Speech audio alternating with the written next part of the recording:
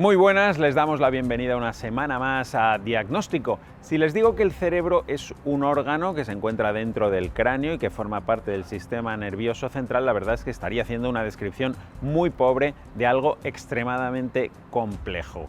El cerebro controla nuestras emociones, nuestro pensamiento, nuestros recuerdos y nuestros sentimientos. Es un maravilloso misterio del que hoy vamos a hablar con diferentes especialistas que llevan muchos años estudiando este órgano tan complicado. Entre ellos, nuestro invitado especial, Francisco Clasca, catedrático de Anatomía de la Universidad Autónoma de Madrid. Eso que llamamos la sustancia blanca, que habrán oído, eso es una masa de cables de conexión de unas partes con otras, no son más células, son pura conexión de unas células con otras, con las que ya hay, ¿no? Esa complejización que le permite al cerebro, en nuestro caso, hacer una serie de cosas especialmente bien. Tener una visión del futuro, un planeamiento de las cosas interno, antes de hacerlas, poderlas ver dentro, imaginarlas. Enseguida estamos con él. Antes arrancamos aquí Diagnóstico con un rápido repaso por la actualidad en 3 minutos.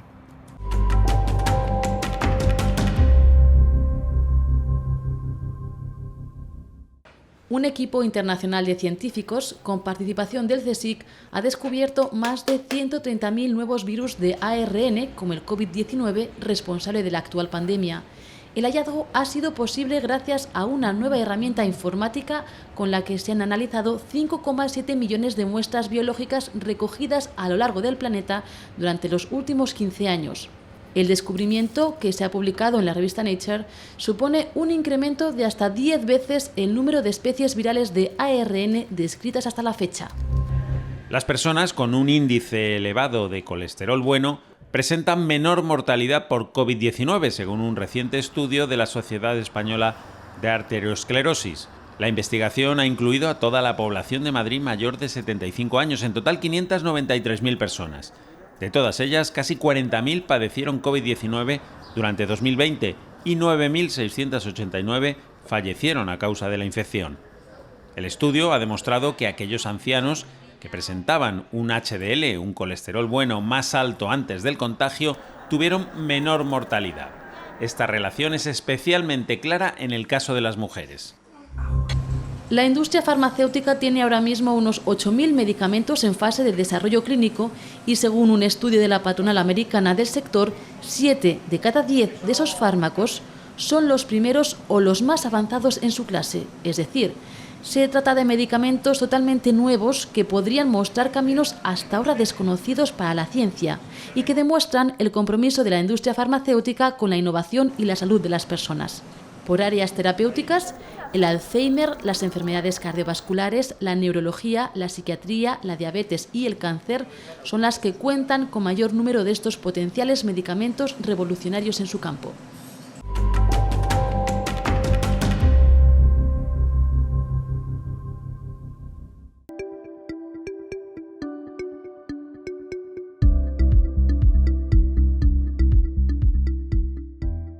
Aunque se ha avanzado mucho en los últimos años, el cerebro sigue siendo un gran misterio repleto de secretos por desentrañar. Absolutamente. Podemos estar hablando aproximadamente de 100.000 millones de neuronas en el cerebro.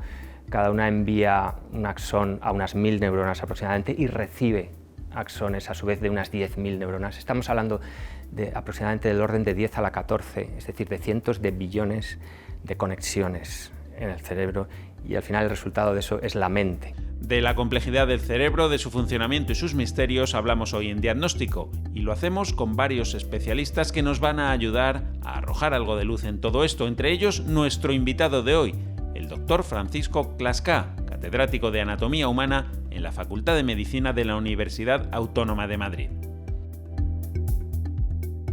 ¿El cerebro sigue siendo un gran misterio o eso es un gran tópico? Sigue siendo un misterio en algunos pequeños aspectos, pero es verdad que la idea de que sabemos muy poco, que no sabemos nada, es un tópico, es un topicazo. Hay muchísima investigación, llevamos un siglo desde Cajal y hay un esfuerzo mundial concertado durante décadas que está produciendo nuevas técnicas, nuevos conceptos y descubrimientos ininterrumpidos. Hay una cascada de información que se está adquiriendo, de manera que cada vez son menos los temas que se desconocen. Supongo que anatómicamente, desde luego, no es un misterio y que se conoce bien. ¿Cómo es? Depende del nivel al que lo analicemos. A nivel de estructuras visibles, macroscópicas, sí. La arquitectura de los circuitos celulares que forman el cerebro es muy compleja y extremadamente aprovecha, digamos, cualquier pequeña posibilidad de complicarse, para extraer de algo tan sencillo como son células, como las de cualquier otro órgano del cuerpo, pues producir una estructura súper compleja, capaz de una computación muy eficiente y muy rica. Entonces, en ese sentido, a esas escalas, a esas microescalas, quedan muchos pequeños detalles por conocer. La visión general de cómo está el órgano construido y cuáles son su plan básico de funcionamiento lo entendemos muy bien. ¿Y cómo está construido, básicamente? Pues está construido, pues como tantas ciudades a lo largo de la historia, en las que se han ido añadiendo una cultura sobre otra, una época sobre otra. Pues en el cerebro tenemos lo mismo, tenemos estructuras que vienen de muy antiguo, que vienen de nuestros antepasados, de la época en que nuestros antepasados eran animales más sencillos, vertebrados de tipo pez, o como cuadrúpedos sencillos, en los que tienen, pues, de los que hemos heredado cuestiones como el control de la postura, la marcha, el sentido del equilibrio, aspectos que tienen que ver con el control de la presión sanguínea, de mantener la temperatura, mantener los niveles de distintas sustancias en el cuerpo. Todo eso es una herencia muy antigua y está ahí, y sobre eso se ha ido construyendo sin destruirlo, aprovechándolo, como quien va ampliando una casa y va, pues, pasando de un pequeño apartamento a otro apartamento, tirando un tabique y cogiendo después el piso de arriba y haciendo un dúplex, hasta que en nuestra línea evolutiva, en los seres humanos y los primates en general, una parte del cerebro, una parte del sistema nervioso, que es la corteza cerebral, se ha ido expandiendo, adquiriendo complejidad, subdividiéndose en regiones, interconectándose de una manera masiva. Eso que llamamos la sustancia blanca, que habrán oído, eso es una masa de cables de conexión de unas partes con otras, no son más células, son pura conexión de unas células con otras, con las que ya hay, ¿no? Esa complejización que le permite al cerebro, en nuestro caso, hacer una serie de cosas especialmente bien. Tener una visión del futuro, un planeamiento de las cosas interno antes de hacerlas, poderlas ver dentro, imaginarlas, la capacidad de codificar y descodificar el lenguaje y de pasarnos a través de símbolos información complejísima. Para todo eso hace falta una máquina o una parte especializada del cerebro, que es esa zona tan abultada que tenemos aquí dentro y que llamamos la corteza cerebral, ¿no? Claro, y tenemos bien localizadas todas las funciones fisiológicas, a qué parte del cerebro corresponden, dónde se controlan. Cada vez mejor. En esto ha habido un avance muy grande en los últimos 30 años con las técnicas de neuroimagen. Es asombroso el nivel de resolución que tienen y la capacidad que tienen, además de hacer estudios de manera no invasiva, sin hacer daño a las personas, y eso permite hacer estudios neuropsicológicos con una capacidad de resolución anatómica, con la posibilidad de ver cómo cambia un circuito a medida que uno va aprendiendo un idioma, o a medida que uno practica la lectura, o a medida que uno entrena a jugar al tenis. Es decir, cómo físicamente se refuerzan o se debilitan determinados circuitos que hacen que de alguna manera son la base celular, la base física de la destreza, de la capacidad, del tiempo de reacción cada vez más corto, del menor número de errores, todo lo que llamamos aprender. Efectivamente, la mente humana es única, es lo que marca la diferencia respecto a las demás especies animales. Al final, la progresión de la especie es hacia un desarrollo de lo que llamamos la corteza prefrontal, la parte anterior del cerebro, que es la que más cantidad, más densidad de sinapsis tiene y que es la específica de nuestra raza, es la que claramente nos distingue y es la que hace que la complejidad crezca de manera exponencial, incluso con respecto a los primates. Es sobre todo la capacidad de anticipar el futuro, de pensar en lo que vendrá, de razonar sobre lo que puede ocurrir, lo que nos diferencia fundamentalmente de los animales. La mente guarda nuestros pensamientos y razonamientos, nuestras emociones, nuestros recuerdos, nuestra forma de actuar, de pensar, de reaccionar viene condicionada por el subconsciente, que engloba toda aquella información, recuerdos, experiencias traumáticas o vivencias que están guardadas y alejadas de la mente consciente. Es nuestra vida almacenada en el cerebro. El funcionamiento cerebral no solo es lo consciente, sino también hay un funcionamiento muy importante, yo diría mucho más importante a nivel no consciente, donde hay un vínculo muy importante entre lo emocional y los actos, los hechos, y luego tú piensas que el cerebro lo que hace a lo largo de toda nuestra vida es interaccionar con nuestro ambiente, y en esa interacción va respondiendo a lo que nos demandan, pero además va aprendiendo.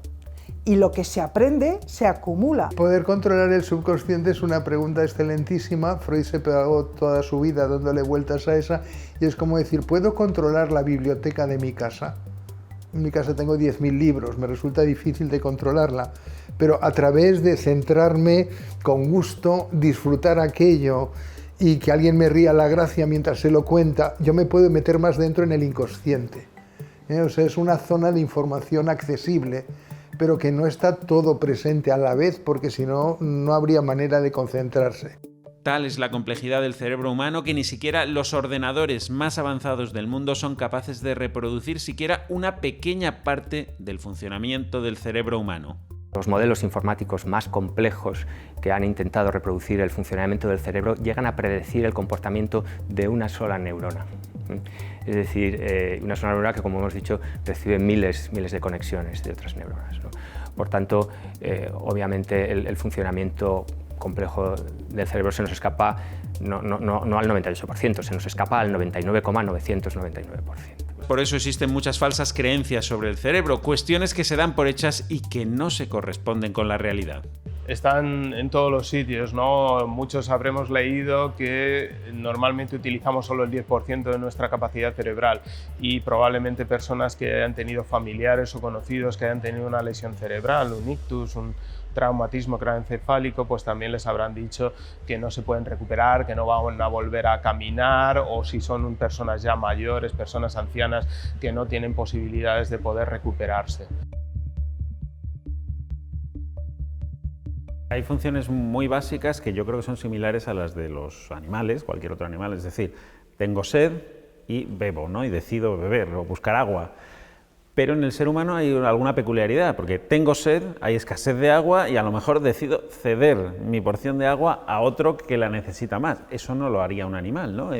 Claro, ¿cuál es la diferencia? Esa es la capacidad de hacer esos mundos interiores a los que me refería antes, que eso es muy importante. Es decir, nosotros vivimos en un mundo que en gran parte es imaginario, de reglas, de derechos, de amores, de desamores, de odios, de identidades culturales. Bueno, digamos, hay toda una enorme esfera de lo subjetivo.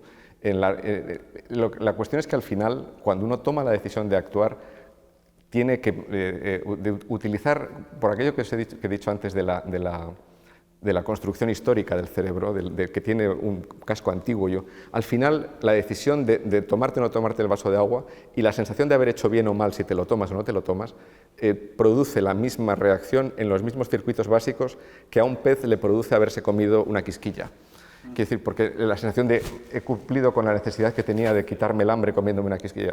Esta es un poco la idea. Es decir, que yo creo que siempre es bueno ir al zoológico y mirar a los chimpancés y mirar a los diversos animales que hay ahí y darnos cuenta de que, por supuesto, tenemos muchos aspectos especiales y únicos de especie, pero tenemos y además creo que es uno de los descubrimientos profundos de la biología del siglo XX.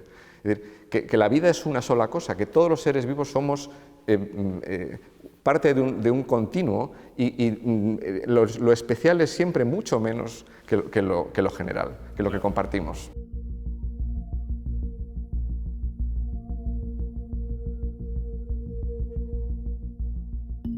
No hay duda de que en relación a su inmensa complejidad conocemos poco del cerebro, pero tampoco hay duda de que sabemos mucho más que hace unos años. En concreto, en el campo de la medicina estamos a punto de desentrañar algunas claves sobre las enfermedades del cerebro. Como por ejemplo porque se producen determinados agregados de proteínas que al final desensamblan específicos sistemas neuronales y producen enfermedades como el Parkinson o el Alzheimer. Posiblemente sí estemos muy cerca de desvelar esos pequeños misterios del gran misterio que es el cerebro y que humildemente tenemos que aceptar, que simplemente podemos dedicarnos a contemplar muchas veces, a admirar y en lo posible modificar pero por supuesto siempre respetando ese misterio que al final siempre va a prevalecer. Para estudiar el cerebro y sus enfermedades existen bancos de cerebros como este. La donación de cerebros tiene un beneficio múltiple. Nosotros insistimos, los bancos de cerebros nacieron realmente para dar respuesta a una demanda de los investigadores básicos que necesitaban muestras de tejido humano. No basta con estudiar estas enfermedades en modelos animales, que son muy simplistas. En todo caso, los expertos coinciden, las enfermedades del cerebro son probablemente las más difíciles de tratar. Muchas veces vemos, de hecho, el modelo del ratón es otro de los modelos que utilizamos mucho en enfermedades neurodegenerativas, y una y otra vez nos damos cuenta que lo que funciona en un modelo cerebral de este tipo luego no funciona en el ser humano, porque hay muchos otros factores, ¿no? Y ahí entran al final factores que van ocurriendo o que van influyendo a lo largo del desarrollo. El funcionamiento cerebral es fruto de lo que, como nacemos, y lo que viene determinado genéticamente y de los primeros momentos durante el embarazo, como lo que es el desarrollo a lo largo de la vida desde la primera infancia. Hay muchos estudios de cómo las experiencias de apego, es decir, de crianza en los primeros momentos, determinan mucho el desarrollo cerebral y el desarrollo del funcionamiento, hasta dónde puede llegar esa persona y cómo va a establecer vínculos con esa persona.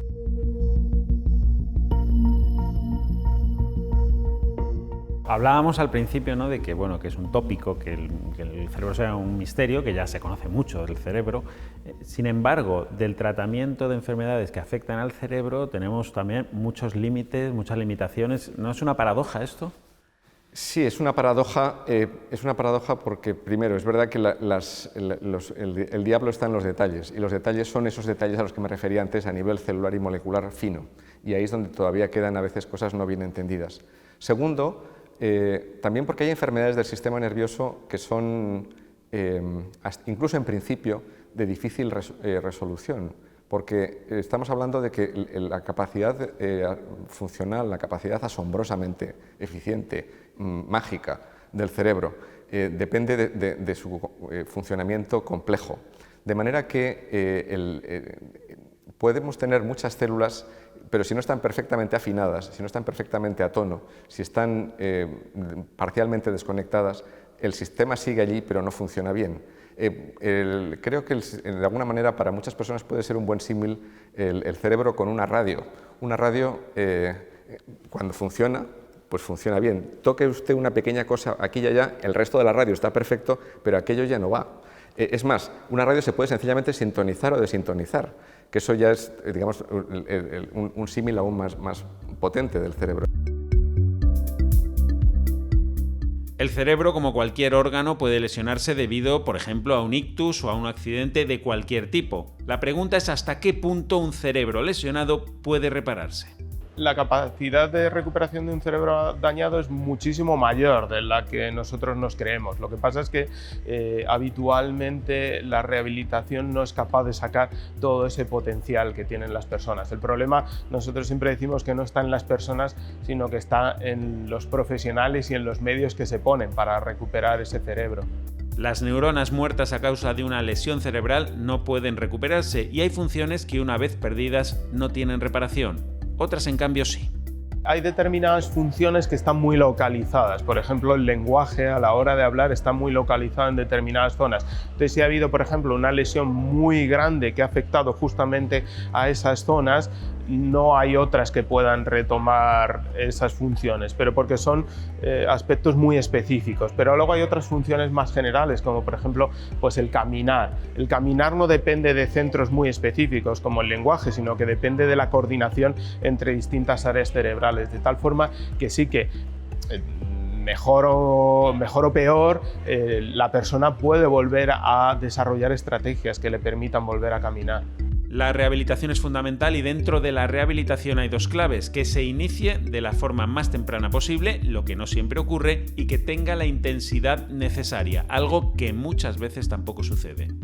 La rehabilitación precoz es muy importante, efectivamente, y muchas veces por problemas de acceso a los recursos, porque no hay suficientes profesionales o suficientes medios, a un paciente se le coge varios meses después de que ha tenido su lesión y efectivamente pues eso influye definitivamente, y en otros casos se les da una rehabilitación temprana pero con una intensidad tan pequeña que al final no se consiguen cambios. También nosotros decimos que esto es como si a una persona se le diese un medicamento que necesita, pero en una dosis muy inferior a la que necesita, tampoco haría el mismo efecto. El grado de la lesión, la edad, cuanto más joven mayor capacidad de recuperación, y la rehabilitación adecuada son los factores que van a determinar hasta qué punto un cerebro dañado puede recuperarse. ¿Cómo será el cerebro de un ser humano dentro de miles y miles y miles de años, teniendo en cuenta que ha evolucionado mucho desde hace miles y miles y miles de años atrás, ¿no? Tenemos mucho más listos, tendremos otras capacidades que no tenemos ahora. ¿Eso se puede de alguna forma predecir? Eso, perdóname que me salga por la tangente, eso no dependerá del cerebro, sino dependerá de los hábitos reproductivos que tengamos. Es decir, si de alguna manera se selecciona algún aspecto de nuestra conducta que depende del cerebro, pues habrá un aumento de ese rasgo en la especie. Por ejemplo, parece que en conjunto, en los últimos cientos de miles de años, se ha seleccionado la capacidad de tener una buena expresión verbal, se ha seleccionado una cierta capacidad de interacción social. Es decir, de alguna forma se dice, los humanos autodomesticado y socializado. Es decir, el cerebro en ese sentido depende, como todo lo demás, de los genes, depende de las instrucciones genéticas y determinados rasgos a través de una cría selectiva. Por eso digo que tiene que ver con la reproducción, más que con el cerebro. Si el cerebro en cada individuo empieza y termina, no pasa nada al siguiente, pero si en conjunto, como sociedad, como especie o como lo que sea, hay una selección de determinados rasgos, pues sin duda a lo mejor esperemos que rasgos pues, como la sociabilidad o lo que he dicho antes de la capacidad de lenguaje, la capacidad de empatía y de interacción entre las personas, pues facilite que seamos como especie, aunque luego, como en todo en biología, habrá individuos indeseables e individuos admirables, ¿verdad? Pues seamos mejores. Los seres humanos somos únicos, pero a la vez somos una especie más que forma parte de un todo. Es nuestro cerebro, fruto de la evolución de millones de años, el que aloja esas particularidades que nos distinguen del resto de los animales. Un cerebro, el nuestro, tan complejo que probablemente nunca lleguemos a abarcarlo y comprenderlo del todo.